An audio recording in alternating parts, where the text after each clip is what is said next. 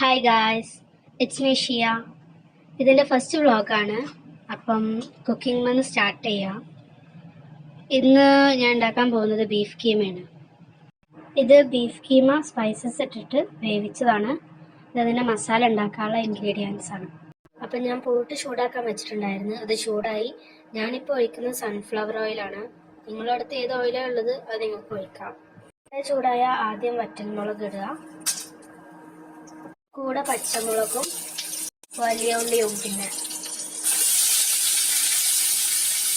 വേപ്പില.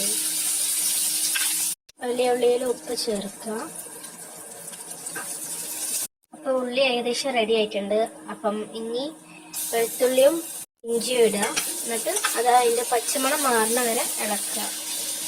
ഇതിലേക്ക് തക്കാളി ആഡ് ചെയ്യാം. ഇനി ഇതിലേക്ക് സ്പൈസസ് ആഡ് ചെയ്യാം. എനിക്കിതിൻ്റെ മെഷർമെൻറ്റ് പറഞ്ഞറിയില്ല. ഞാൻ ഇത് എൻ്റെ ഒരു അളവിലെടുത്താണ്. മല്ലിപ്പൊടി ആദ്യം, പിന്നെ മഞ്ഞൾപ്പൊടി, മുളക് പൊടി, ഗരം മസാല. ഒന്ന് നന്നായിട്ട് ഇളക്കി കൊടുത്തതിന് ശേഷം ചൂടുവെള്ളം ഒഴിക്കുക. പച്ചവെള്ളം ഒഴിക്കാൻ പാടില്ല. അപ്പം കറി നന്നായിട്ട് തിളച്ചതിന് ശേഷം നമുക്ക് വേവിച്ച് വെച്ച കീമ ഇതിലേക്ക് മിക്സ് ചെയ്യാം.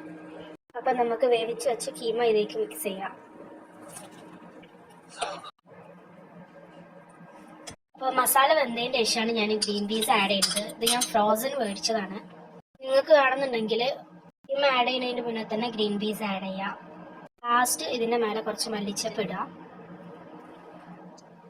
അപ്പോൾ നമ്മുടെ കറി ഇവിടെ റെഡി ആയിട്ടുണ്ട്. ഞാനിത് ഗ്രേവി ആക്കിയിട്ടാണ് ഇതാക്കിക്കുന്നത്. ഗ്രേവി ആക്കാതെ നിങ്ങൾക്കിത് വറ്റിച്ചിട്ടും കഴിക്കാം.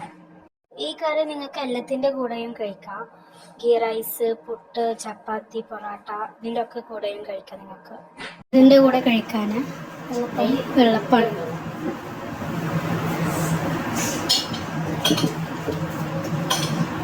പിന്നെ